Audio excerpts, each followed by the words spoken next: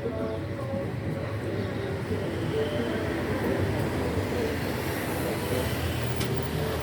les damos la bienvenida. Nos encontramos en el laboratorio de la maestra Paola CPLab y les vamos a realizar una entrevista acerca de los residuos biológicos infecciosos. Acompáñenos. Hola, Hola. bienvenidas. Gracias. Nos presentamos, somos alumnas de la Universidad Carmecar. Estamos cursando sexto semestre de la licenciatura de Trabajo Social y venimos a realizar una entrevista a usted acerca de los residuos biológicos infecciosos aquí en su laboratorio. Ella es mi compañera Elizabeth y yo soy su servidora Jessica. Adelante, bienvenidas. Gracias. Hola, buenas tardes. Me encuentro aquí con la química. No sé si me pudiera hacer el favor de presentarse, por favor. Hola, buenas tardes. Yo soy Paola Belén Pensado Guevara, soy QFB y tengo una maestría en neuroetología. Bienvenidos a este laboratorio CPLab y bueno, vamos adelante con la entrevista. Bueno, iniciamos con la primera pregunta. Para usted, ¿qué son los residuos biológicos infecciosos?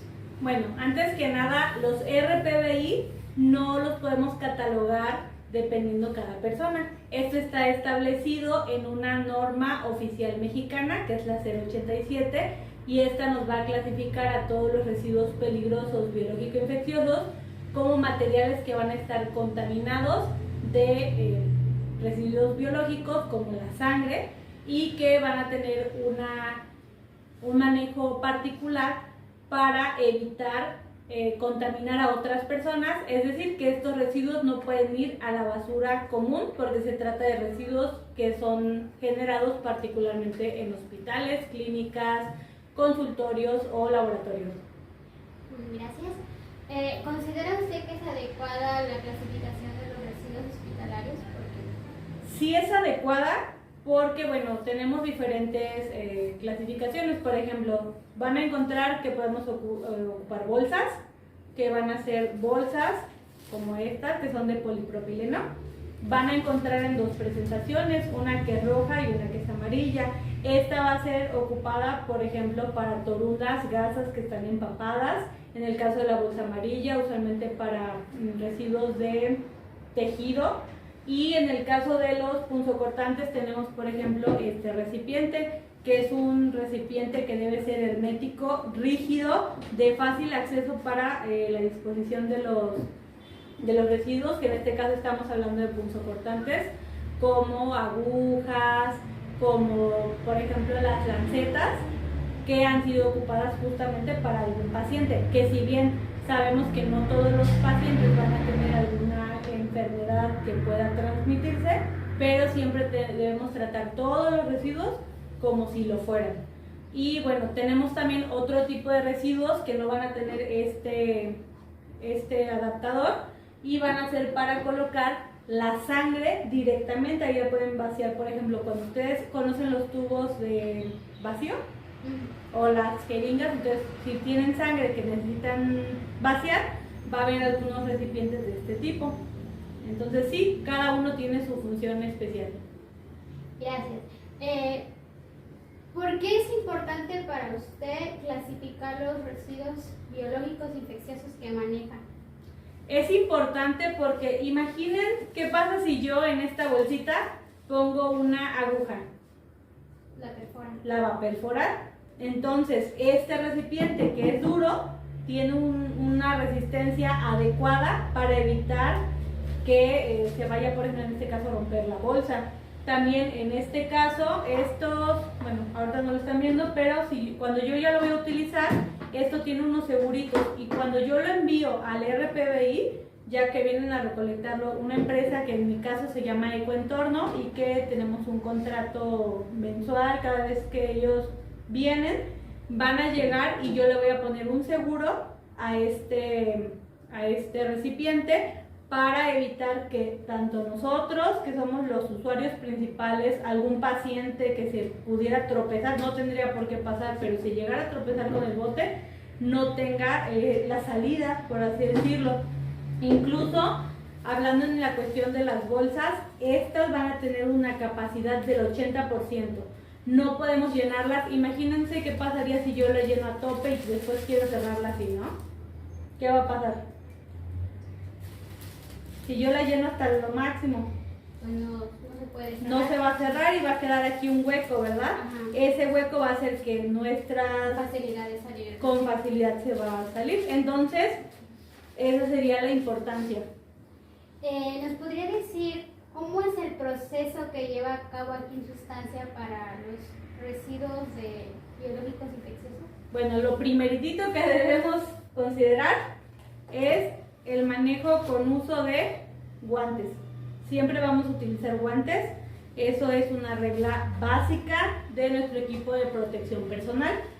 Bueno, en el caso, por ejemplo, nosotros particularmente generamos qué tipo de residuos. Les comentaba, para la toma de sangre ocupamos lancetas cuando hacemos una punción capilar en el dedo, por ejemplo. Ocupamos pues las jeringas o las agujas que son para extracción de flebotomía en el brazo. También generamos residuos que pueden ser, por ejemplo, los hisopos, que son para los cultivos faríngeos. Esos también deben ir en los residuos peligrosos. Incluso ahora que comenzó lo de la pandemia por COVID, también tuvimos un manejo más cauteloso donde siempre era obligatorio pues, el uso de la mascarilla facial, careta y pues ocupar soluciones también para desinfectar las áreas de manejo. Ahora, todos estos residuos que se generan y que van después al RPBI, nadie puede sacar nada. Ahora, también hay que tener cuidado de no, vengo comiéndome una paleta y la paleta la voy a tirar al RPBI, eso está prohibidísimo. Tampoco, me eché un refresco y ahora como no encuentro el bote de basura, pues lo voy a echar al RPBI, eso está también prohibido.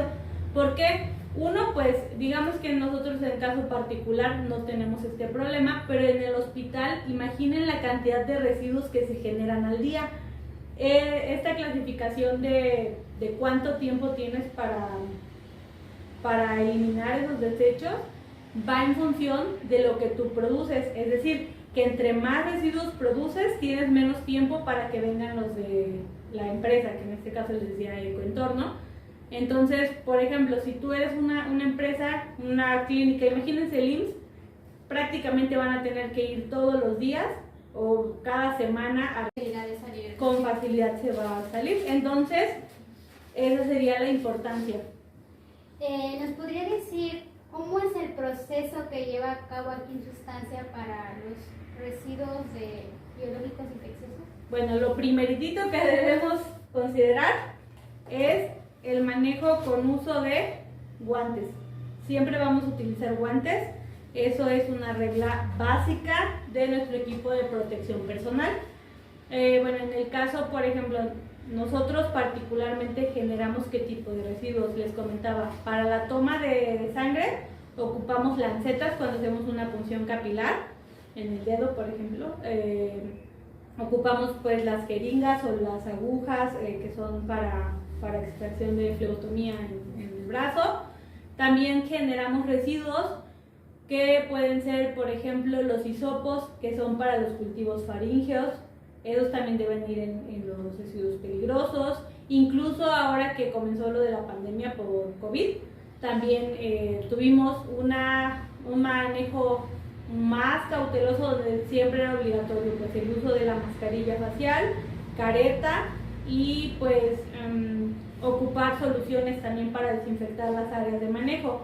Ahora, todos estos residuos que se generan y que van después al RPBI, nadie puede sacar nada. Ahora, también hay que tener cuidado de no, vengo comiéndome una paleta y la paleta la voy a tirar al RPBI, eso está prohibidísimo. Tampoco, me eché un refresco y ahora como no encuentro el bote de basura, pues lo voy a echar al RPBI, eso está también prohibido. ¿Por qué? Uno, pues digamos que nosotros en caso particular no tenemos este problema, pero en el hospital imaginen la cantidad de residuos que se generan al día. Esta clasificación de cuánto tiempo tienes para eliminar esos desechos va en función de lo que tú produces, es decir, que entre más residuos produces tienes menos tiempo para que vengan los de la empresa, que en este caso les decía Ecoentorno. Entonces, por ejemplo, si tú eres una empresa, una clínica, imagínense el IMSS, prácticamente van a tener que ir todos los días o cada semana a recolectarlo, a diferencia de nosotros, que por nuestra carga que es más bajita, vienen una vez cada 28 días. ¿De acuerdo?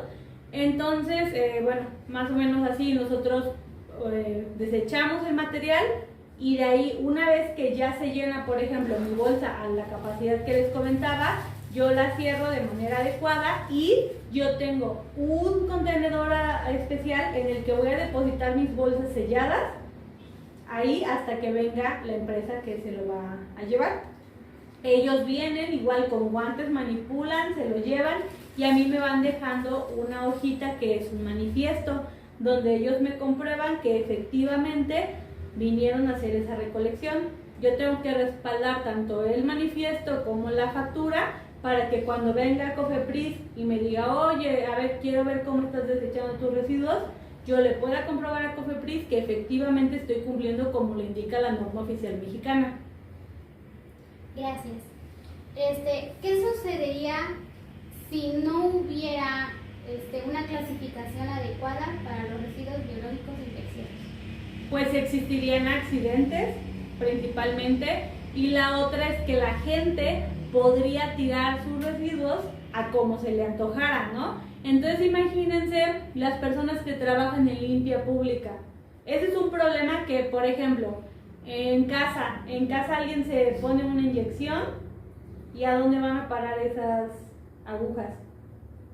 Al contenedor de la basura. A la basura común. Hay gente que un poco consciente dice, bueno, pues aunque sea la pongo en una botella de Coca-Cola chiquita y ahí para proteger un poco. Pero si no existiera esa clasificación, la gente lo tiraría en cualquier lado, como en muchos casos pasa de las casas que no tienen una regulación, y ocurren accidentes dentro de las personas que se dedican a la limpia pública, a quienes pues deberíamos agradecer que nos ayudan con la disposición de otros residuos que no son precisamente biológico-infecciosos. Gracias. Actualmente, ¿cuál es el promedio mensual que ustedes echan este tipo de residuos? Nosotros tenemos un contrato que es de 10 kilos para cada 28 días, pero nosotros no estamos, digamos, cumpliendo 10 kilos, mandamos 3, 4 kilos, más o menos por la carga de trabajo que tenemos. Ajá. Se lo agradezco mucho. ¿Por qué considera que las personas desechan los residuos farmacéuticos, o sea, los medicamentos, en la basura doméstica? Los desechan, uno, por desconocimiento, y dos, pues a veces porque sí no hay una regulación adecuada, ¿no?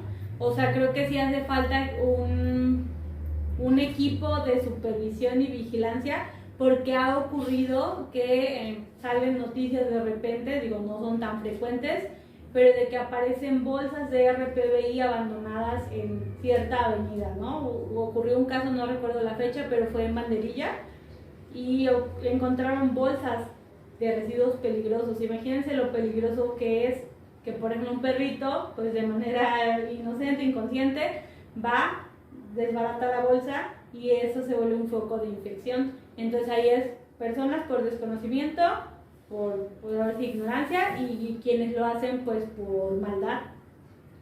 Gracias. ¿Qué recomendaciones usted nos daría para evitar este tipo de situación?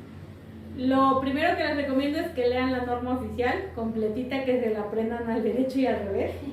La otra es que no hagan omisión. Esas normas siempre están fundamentadas y están generadas gracias a un equipo de expertos que son profesionales y que saben por qué ponen cada una de las pautas.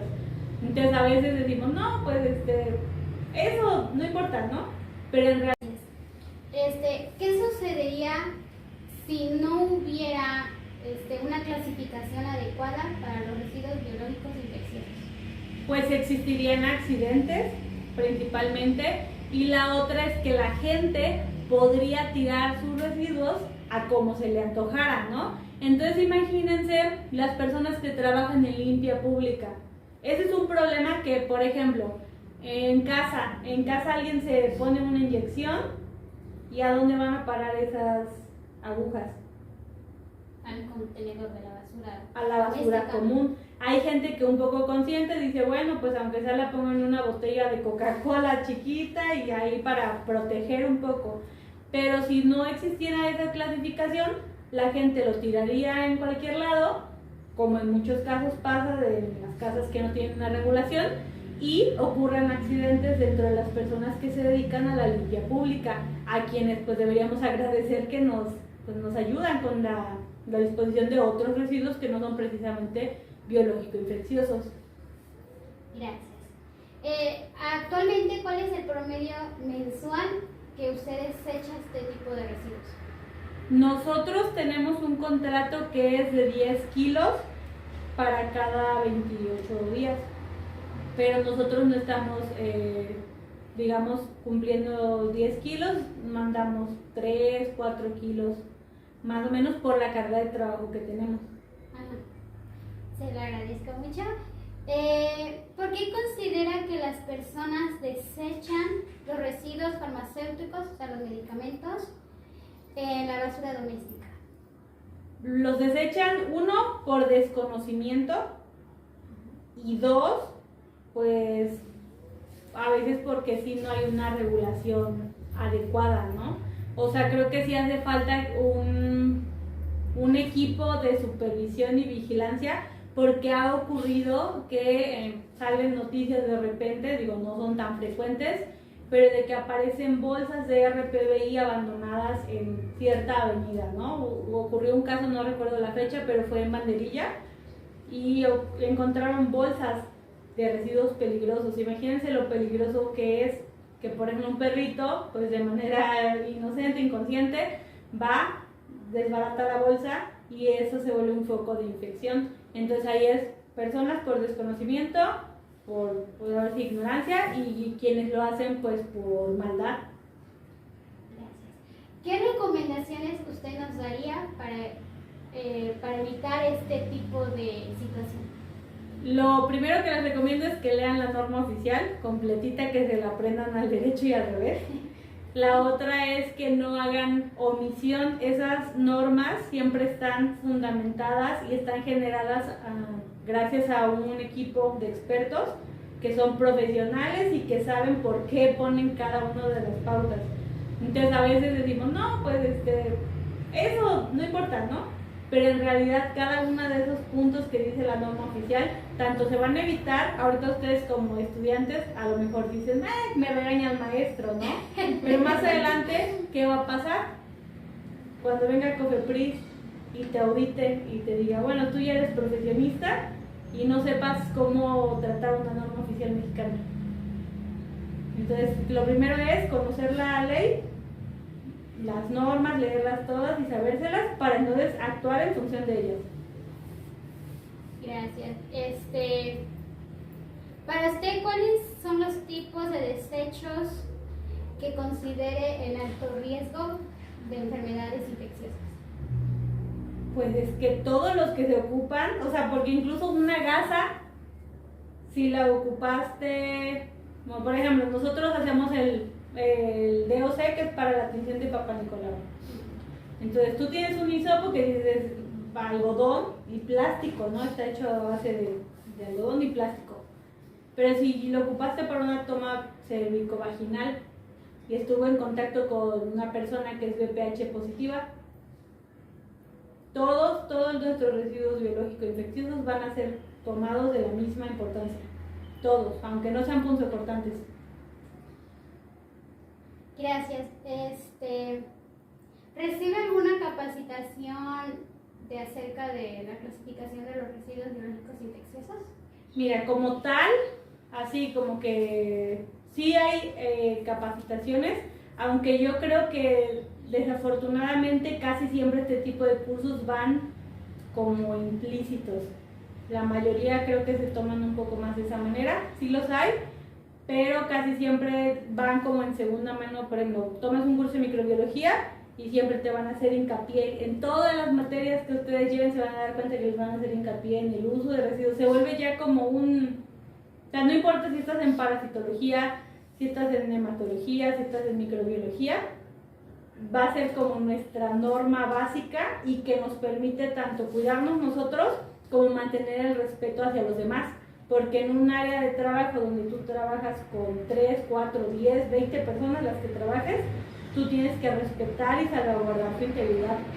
Entonces eso ya se vuelve como de manera religiosa. Y ahora sí, también es cosa de cada uno el ser autodidacta y pues no decir, pues solo porque lo vi en la clase y eso es todo lo que me voy a quedar. Gracias. Pues yo considero que terminamos la entrevista. Le damos de antemano muchas gracias por la atención que nos brindó y nos recibió las preguntas. Y pues nos despedimos de usted, de la licenciada QFB, Paula Pensado. Y bueno, les dejo el correo de laboratorio por si tienen alguna duda adicional con toda confianza o necesitan que les comparta la norma. Ya la pueden descargar, esa la buscan en Google así y no pasa nada, ¿no? Pero el correo es cp-lab@outlook.com y el número de teléfono 2287 76 87 87. Muchas gracias. Hasta luego.